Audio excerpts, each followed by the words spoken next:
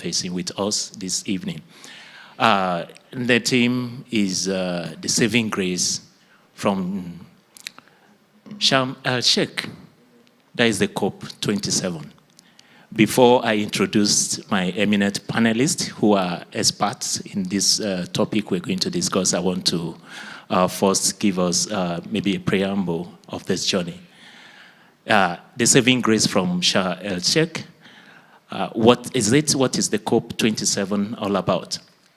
This is the journey that we've commenced over 26 years ago in search of solution to our planet. We'll be negotiating back and front. It's been shifting of goalposts. It's been a blame game. It's been a victim and a victor. And we continue the search over the years, the past 26 years. And now heading to Egypt this year. Will there be a solution in Egypt that can save our planet? Now, this negotiation have tarried for long, and we've been looking for solutions on adaptation, solutions to mitigation, solution to loss and damage, and also how do we implement this, which we call the means of implementation. And under the means of implementation, we have the capacity building, we have the technology transfer, and the lion in the house, finance. So all these negotiations, when all the chiefs are down, how do we get the finance to implement our climate initiatives and action, both from the top or from the bottom up? So this is the journey we have commenced. And tonight, we're going to hear from my panelists, also who are learned and also experienced in this field to talk to us. Now the issue is, many of the developing countries say finance needs to be mobilized at scales, from business as usual, to adapt to impact of climate change and also undertake mitigation actions across the developing world. Now, this means of implementation, which is finance, has to come from different sources, both the public and the private, for us to walk the talk. And now, as we've been in search of solution, countries have moved. For those of us who are in Glasgow, most of the issues relating to finance have been put on a parking lot for Egypt, the Sharm el-Sheikh COP27. Also issues relating to adaptation, issues relating to loss and damage. So are we going to have a solution? Or will Sharm el-Sheikh COP27 be a saving grace for the planet? Tonight, I have on the panel to discuss this issue with me and all of us to interface. First, I have Olga. Olga is the founding director and principal consultant, Unicity in France. I have Sujiv. Sujiv is the chair, Nepal Economic Forum in Nepal. I have Tritanka Mandal, who is the head of energy policy, World Resources Institute. And also, I have Yash, who is a technical expert, human rights at the Commonwealth. Colleagues, ladies and gentlemen. Sam, you also have me. Yes. Galit, sorry. Yes, Galit is the sustainability and climate risk management expert from Israel. Thank you, Galit.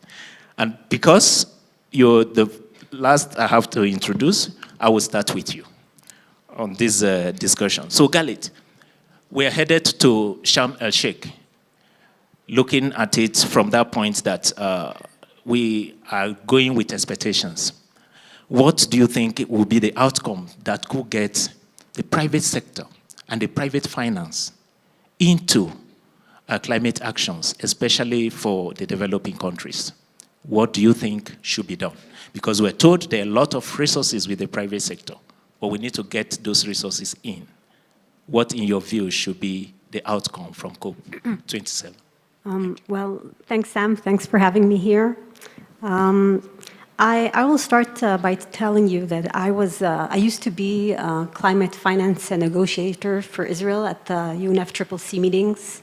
And after Paris, I started wondering what would bring fair and true financing deal for the world in climate. And I turned to game theory to analyze this issue, and I think I prefer answering your question using game theory rhetorics.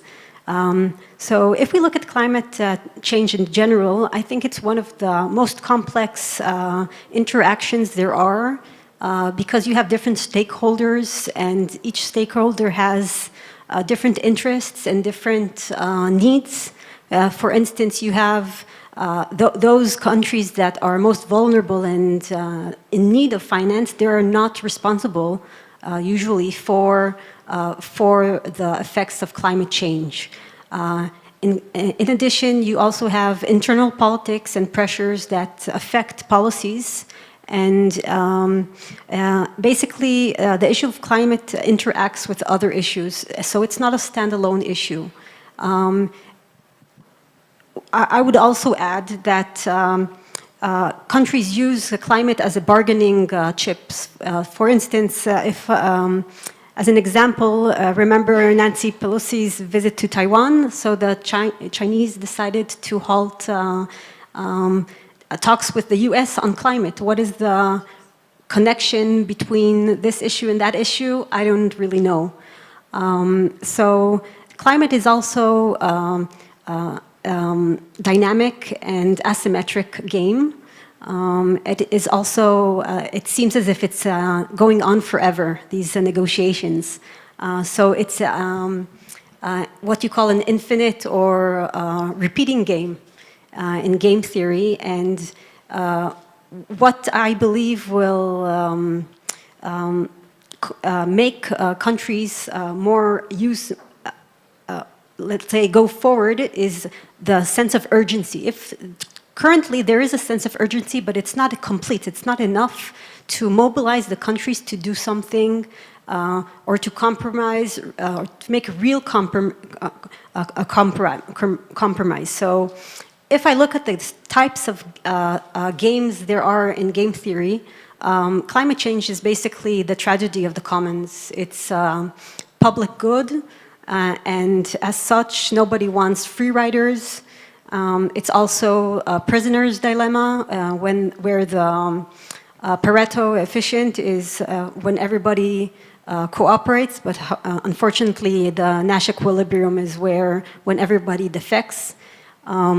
It is also a stag hunt, where the Nash equilibrium is achieved when everybody cooperates, but also when everybody defects.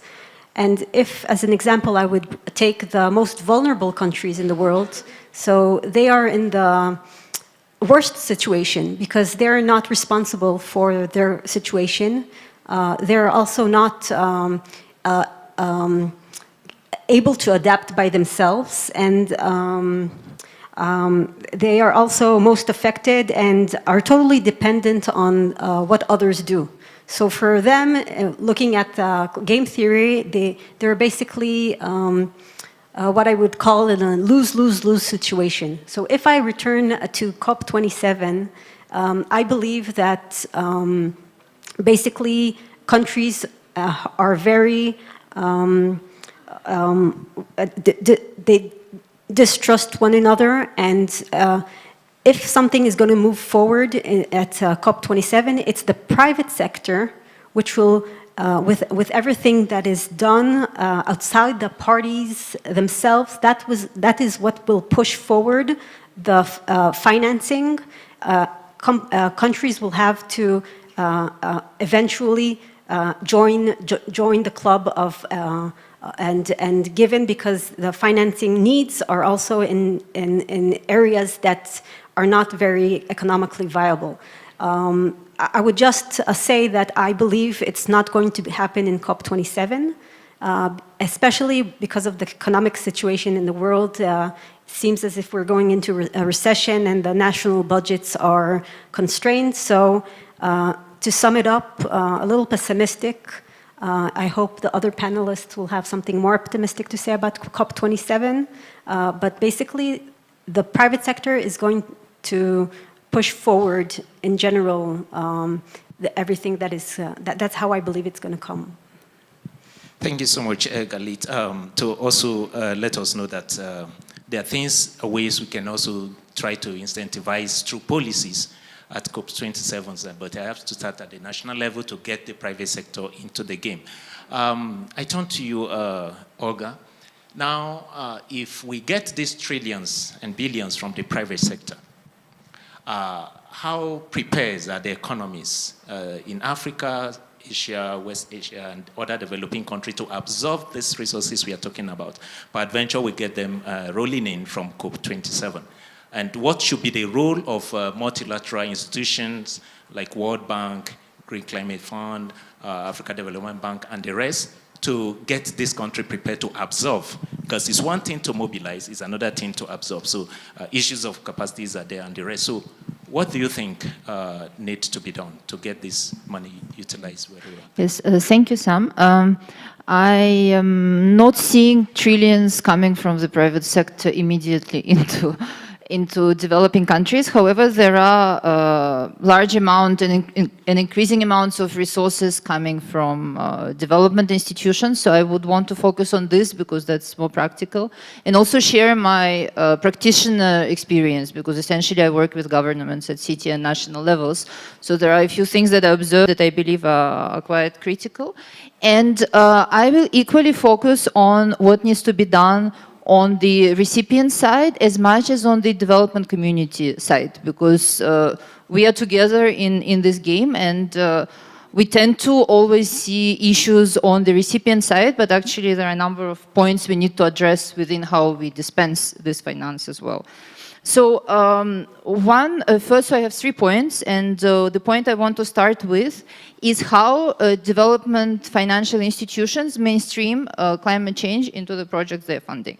Because actually climate finance is not only climate finance alone projects, most often it's infrastructure projects which have a climate change component. So a country builds a road, it builds a power station, power plant, it builds water supply facilities. All of that needs to be climate proof. So now the multilateral development banks all have within their mandate to analyze climate risks. It's called differently depending on institutions, but it's something like climate risk and vulnerability assessment. Now, how is it done? So I've worked with a couple of them and I observed. So there is a detailed design prepared somewhere by the engineering team. And somewhere there is the climate expert who is going to do the assessment, sometimes after the detailed design is already in place, or even if it's not yet in place, once you bring your climate report, no one is interested so much. So the design is pretty much ready, and so you submit your climate report and the design is submitted, and the climate chance is actually missed, although effort was put.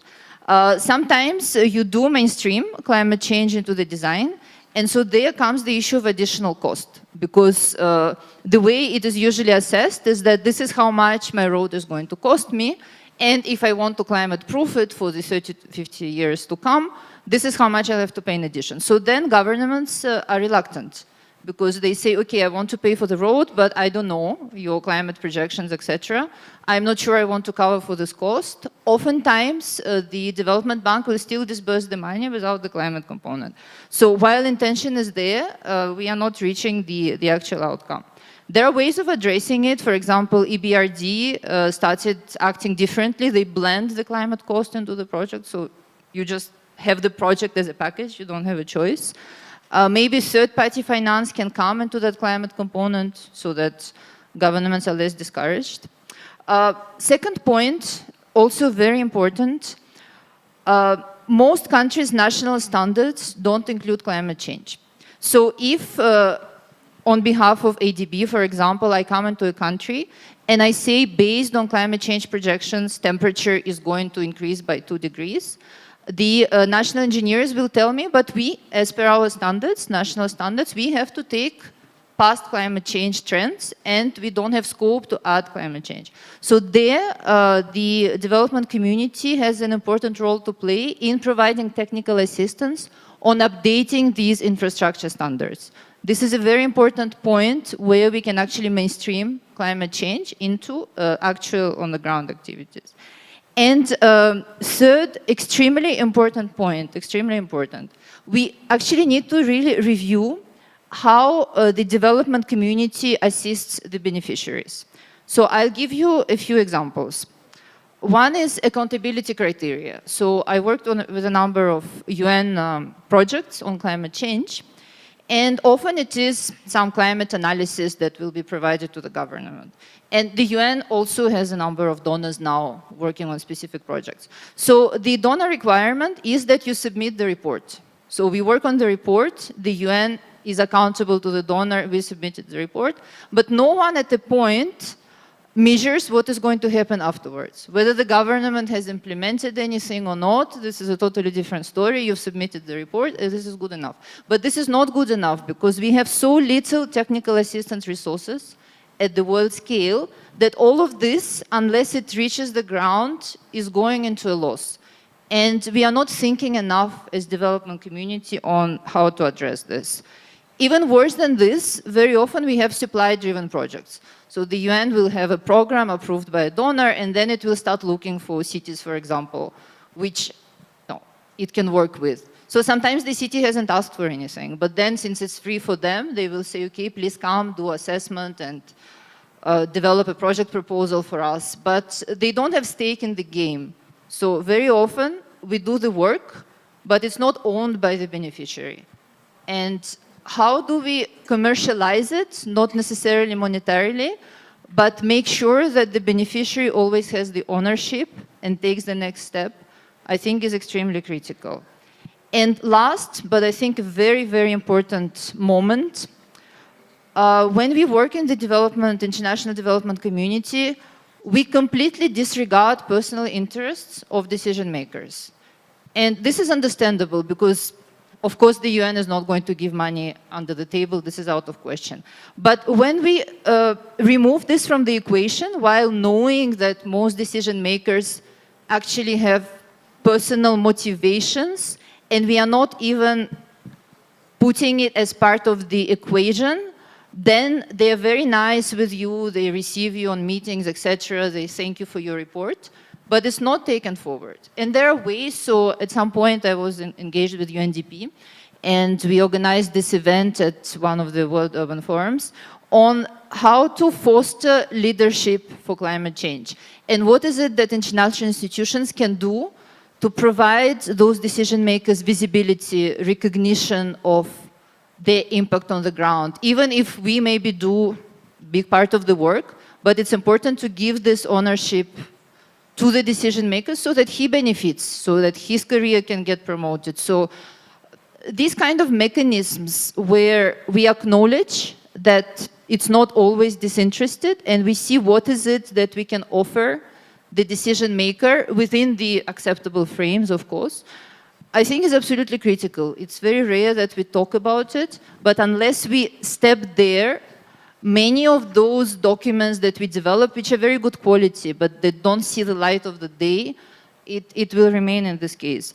And so I actually have an open call for ORF, and because we are here from very different backgrounds, I think this is really what we need. Instead of just having technical people like me working in the team, we need psychologists, we need communication specialists.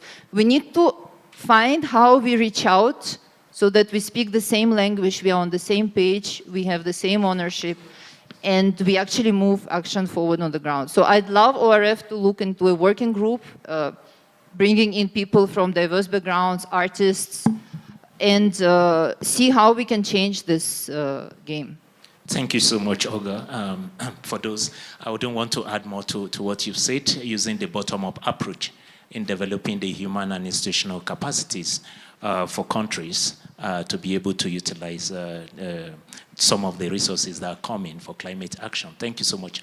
Now, Taitanka, having heard that, and also part of what Olga mentioned is, having to undertake climate vulnerability assessment. And if countries does that, sectors are put out, this is where priorities should go. We have issues of renewable, green, we are switching now, transition, green transition, and all those stuff. Mobility is there, infrastructures are there, urban areas are there, built environment. So there are many conflicting, priorities for government to do in terms of climate actions.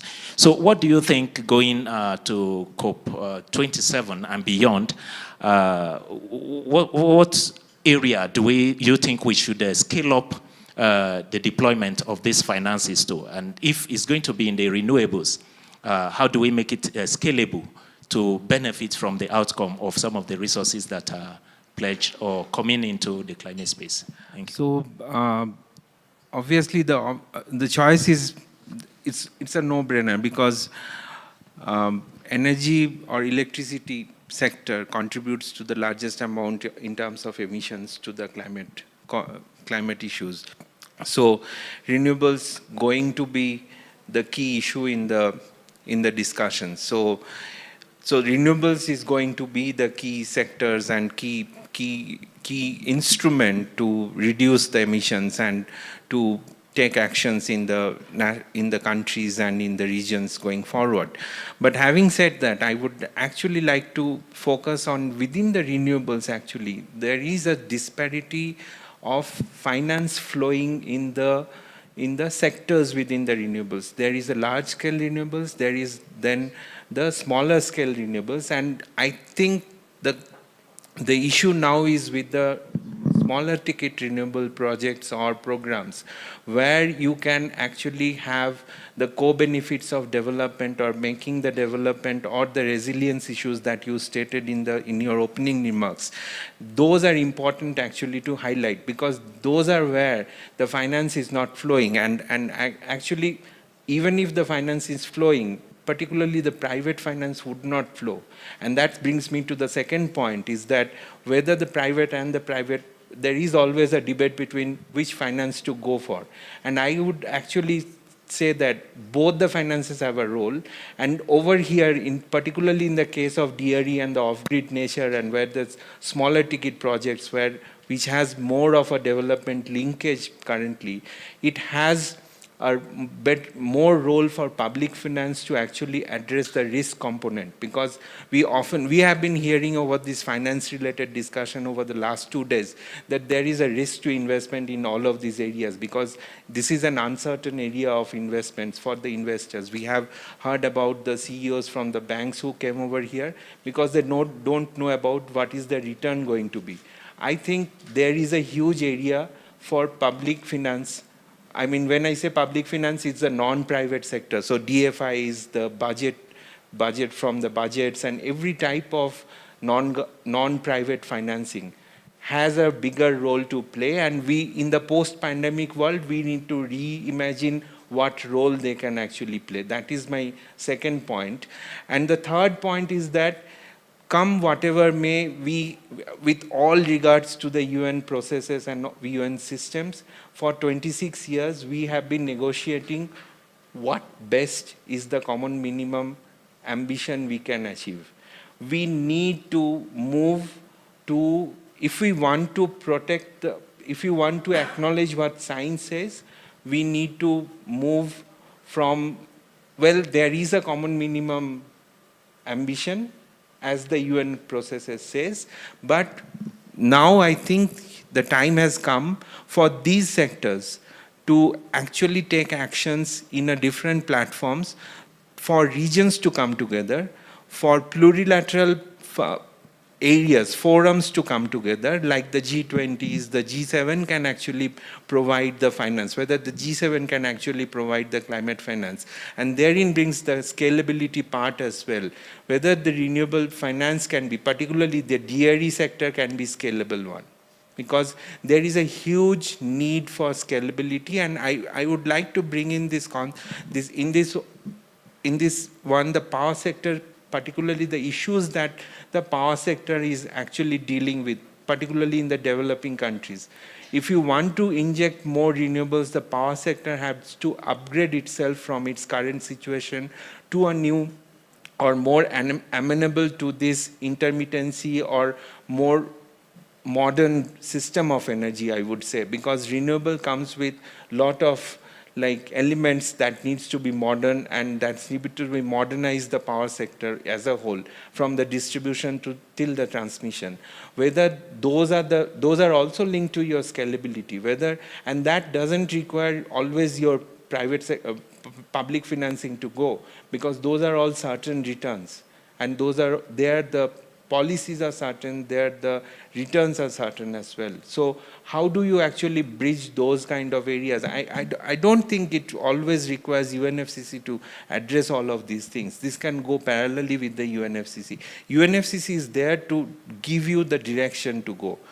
Rest of the things you can, there is no one is pulling you back to raise your ambition. You are free to raise your ambition, and these plurilateral and other forums should actually go forward and raise their ambition to the level as the science demands. Thank you so much. And I think that takes me to the point where I will call in Yash to give his view on this. Tatanka talks about these processes that if we need to address the climate crisis, we need to think outside the box and also just see the UNFCCC as one of the instruments of platform, but not necessarily giving us the final answer. And then we have all this multilateral discussion, negotiations going on, like we're talking about climate change for the past 26 years, we've been negotiating and looking for solution. And now, why are these processes? Are they still worthwhile? Do we still engage in these processes? And then we come up with resolutions and decisions and agreements or whatsoever. Are they leading us forward? How binding are the unbinding agreements? And how, did they relate with issues of human rights? Because issues of environment and climate change is also becoming a human rights issue. So how do we find a way out of this? Should we stop the negotiation or through these multilateral processes? Or what do you think would be a bailout for us? Thank you, Sam, for this question. And I'm from the Human Rights Unit of the Commonwealth Secretariat. So I'll be addressing this question from the Multilateral Human Rights Framework, and which is also, it's not explored much in this session yet. So thank you for asking me this question. Yes, environmental protection and human rights, they are linked and they are mutually reinforcing. And you can't achieve one without the other, without realizing the other. And as you said, climate change is on the agenda of various multilateral forums and institutions, whether it's WHO, WTO, or World Bank. And everybody is talking about climate change. We have seen earlier in June at Kigali, at the Commonwealth Heads of Government meeting, Commonwealth heads have mentioned and stressed that climate change is an existential threat to many countries, including particularly to the small island developing states. And when we talk about the UN other processes, I will try to be a bit optimistic here and give a positive picture. At the UN level, for example, we have seen last month, General Assembly has recognized right to clean, healthy, and sustainable environment as a human right, which was not there before, and now it's a human rights recognized by General Assembly. And this resolution was supported by 161 countries, with not a single country who voted against this resolution. So which clearly shows there is a consensus around this issue, and countries actually prioritize these issues, and they understand how important it is to address this issue. Another forum, multilateral forum, from the human rights perspective is Human Rights Council. Those who are not aware of the Human Rights Council, it's an intergovernmental body based in Geneva with 47 members. And so Human Rights Council has also passed resolutions in last couple of years. One is on right to clean environment. Human Rights Council has adopted resolution with consensus on human rights and climate change. Human Rights Council has established a special rapporteur on climate change to study the effects of climate change and to address the challenges faced by countries and people because of the climate change. Now, we have seen that these resolutions are adopted with consensus, and 193 countries, they have agreed to recognize this as a right, a universal right. Now, this clearly shows that how these multilateral organizations have a key role to play to address these important challenges. Other important positive framework, human rights framework, is UPR. It's a universal periodic review. It's a review based in Geneva where countries are reviewed for their human rights record by other countries.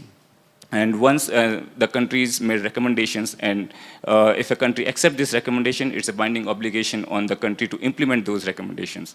And since this mechanism was established in 2008, we have seen that a lot of recommendations are actually made on climate change, and which is a very positive thing. And a lot of countries are using this forum to raise the issue of climate change. I also want to highlight the role of small states. Small states play a key role. For example, adoption of these resolutions at the General Assembly or the Human Rights Council. Small states led these resolutions. They co-sponsored these resolutions.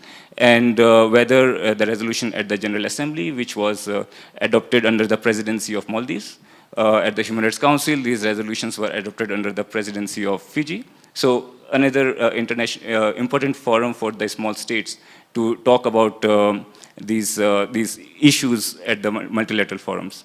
Now you asked about this thing like whether these resolutions are binding. Everybody says that UN is passing all these resolutions and the Human Rights Council is having 100 resolutions in a year. But you are right, they are not binding. There is no obligation on the states to implement those recommendations, but it does create a normative framework. And for example, I give you one example, like in 2010, General Assembly created this human right to clean and drinking water and sanitation. That was a right recognized by General Assembly in 2010. And as a result of this, many countries, they changed their constitutions and included this right in their constitution. So it does create a normative framework, and probably like once you have a right recognized by General Assembly, you have a resolutions at the Human Rights Council, countries have agreed, there is an obligation. And civil society can actually use these forums for advocacy, to push at the national level, to do advocacy with the government to have a climate action plan, to have a national policies to fight against climate change. So which we have seen a lot of countries are doing because of these recommendations.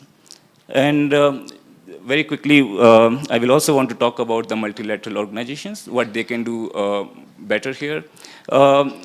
We have heard from many people about the capacity building, about the technical assistance. Yes, these are very important, and I think many of these multilateral organizations should continue to work to provide technical assistance to the countries, because small states, they have lack of human resources. They don't have the expertise which is needed.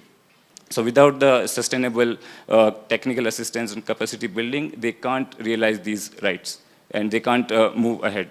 So from the human rights unit at the Commonwealth, we work with the member states on consensus building, on awareness raising about the impact of these rights and the impact of climate change. And we also provide technical assistance to implement these recommendations from these UN mechanisms, as well as to implement the recommendation rights enshrined in these resolutions. So I stop here. Thank you so much, Yash. Now I turn to you, Sujef.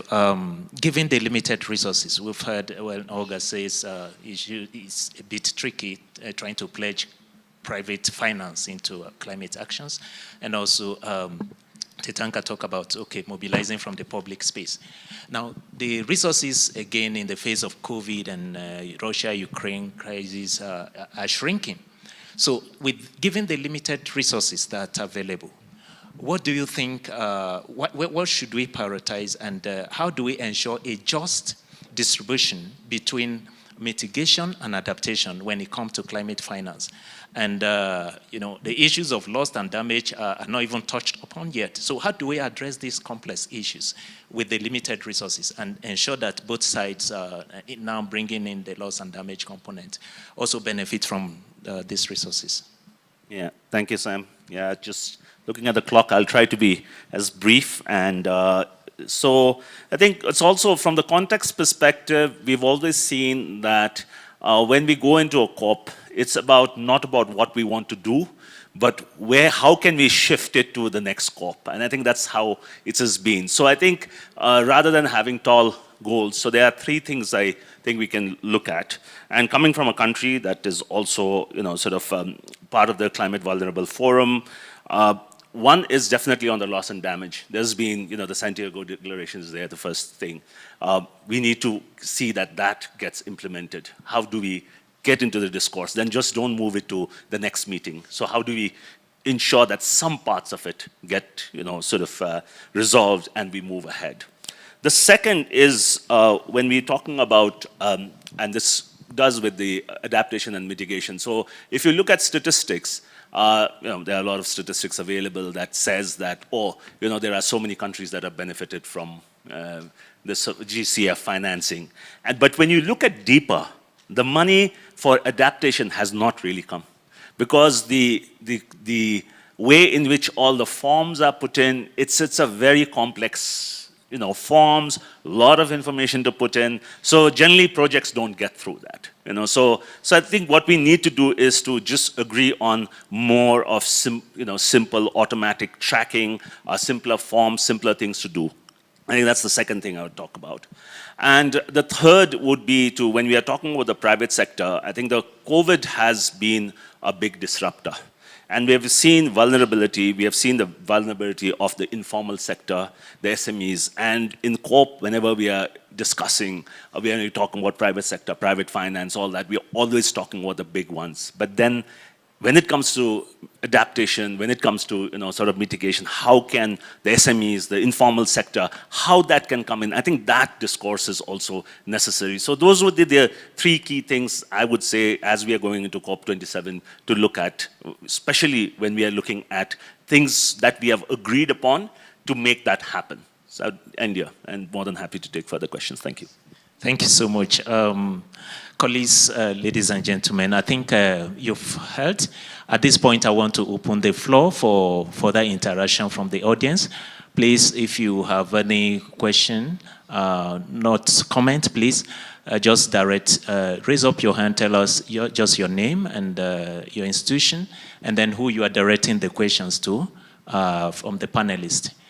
So the floor is open in the next few minutes. Let's also hear your view and your take on these issues of the COP and the COP processes, and if Sharm el-Sheikh will be the saving grace for the planet. The floor is open. Just raise up your hand, and then I will pass the mic to you.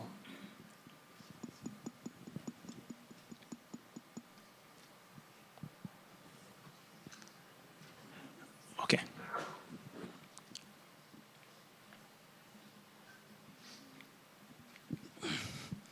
See, one thing that is we are discussing about this adaptation finance.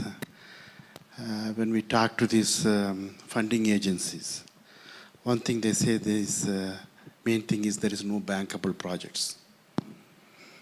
So that is, and then these projects are very small and dispersed.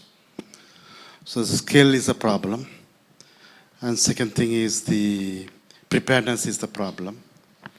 And third one is more and more vulnerability is happening, and more needs are happening up. So given that one, and we know that is the global framework, and this it takes time.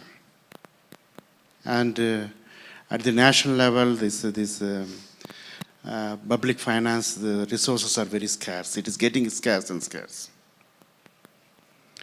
So what could be, or where, is there any opportunity where the countries come together at the regional level, find a mechanism, so that can contribute for the global negotiations as well as strengthen the national actions?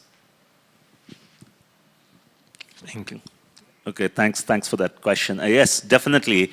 And I think, so one of the things we got engaged in for many years was with the Himalayan consensus. So we tried to bring in countries around the Himalayas to get into discussing about some of these issues, and to really, we had GCF also in the room of these discussions to say that how can we take a, as you mentioned, taking a sort of a sub-regional approach, because when we come to the impact of the climate, political boundaries don't matter. If you look at air pollution, so if you look at a country like Bhutan in our region, it's got 70% forest cover, but it just gets so much of, bad air coming out from the south, so these are some of the issues that definitely we need to look at. Also, where I was coming from is that also when the data is presented. So if you look at GCF reports, it says that, we have been funding so many projects, we've done so much, I mean, it just looks like everything is hunky-dory. But then when you go in deeper, then you see that 37 countries have not received any financing. Then you start seeing that, okay, and if you look at countries, especially if you look at a country like Afghanistan that's gone into conflict, there's nothing that's happened there. So I think the inclusivity of this is going to be important. And for that, yes, bankable projects is an issue, but if you change some of the frameworks that you are required to get the access to these finances, perhaps some more projects can get through. I think we agree it's a long drawn process, it's not going to happen overnight, but there has to be a start, and this has been, many campaigners, activists have been talking about, and we've been talking about making these frameworks simpler so that a few more projects can get through. And this is what we've been at Nepal, whenever these discussions with GCF has taken place, that's what we have been trying to push. Thank you. Thank you so much, Sujal, for that response. Do we still have any questions from the floor?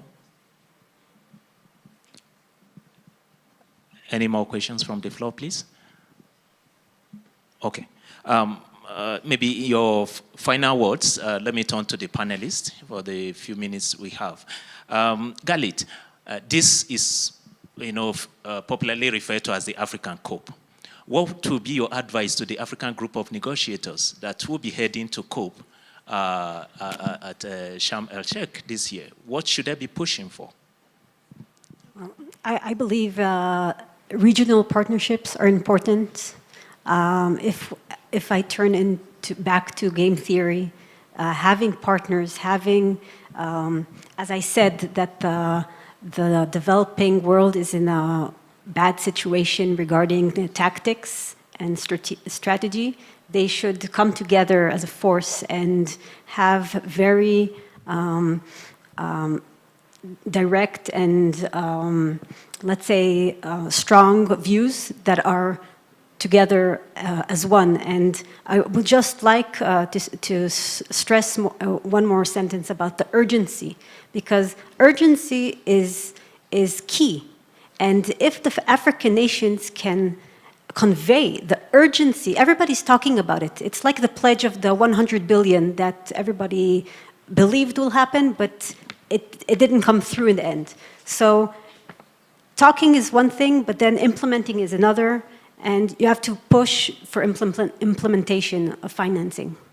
Thank you so much. Just 1 second, Olga, what would be your takeaway? My takeaway from? From the discussion and your parting word. Mm-hmm. Well, I really liked what Galit just said. I think if developing countries come together and even in the topics I was mentioning in development, if it's less development community-driven and more beneficiary-driven, where you come together, you share your knowledge. That makes me think of a project I did with the Pacific Islands. And so in the Pacific Islands, sometimes you just have one expert maybe for several islands that they share. And so there is this very strong expertise share, often through Fiji because it's the biggest, but there are other mechanisms where they share expertise because they understand they have less. So if developing countries start sharing more, because they're closer to this context, especially by sub-region, Southeast Asia, South Asia, and formulating these positions, very clear understanding of what is it that they need in priority. I think conveying this can be really beneficial. Thank you so much. Taitan? So, two things. One, don't change the goalpost again. And the second thing is that, can we actually have a conversation starting on the energy justice, similar to climate justice, because we have huge energy inequity in terms of consumption. Great. Yes. I think I will go back to the technical assistance side, and small states do have challenges. And even though there are finances available, the problem is small states cannot access those finances. They don't have that expertise to write those proposals and tap those finances. So I think more expertise around supporting these small states and island countries to tap those finances. And one of the good example is Commonwealth Climate Finance Access Hub, where you yourself are one of the advisor based in the country, helping those countries to tap those finances. So I think more such initiatives are needed. Thank you so much. Yeah, Sajiv? Yeah, I think two things. Just to reiterate, don't change the goalpost and focus on implementation of things that you have promised. And I think second is definitely partnerships. It's about a lot of sub-regional groups. It's a lot of smaller groups that are already working. How do they come together and work on this? Thank you. Thank you so much, distinguished panelists. Thank you so much for all your insight. And also, I think at this point, we want to thank everyone for your active participation. Thank you. Thank you so much.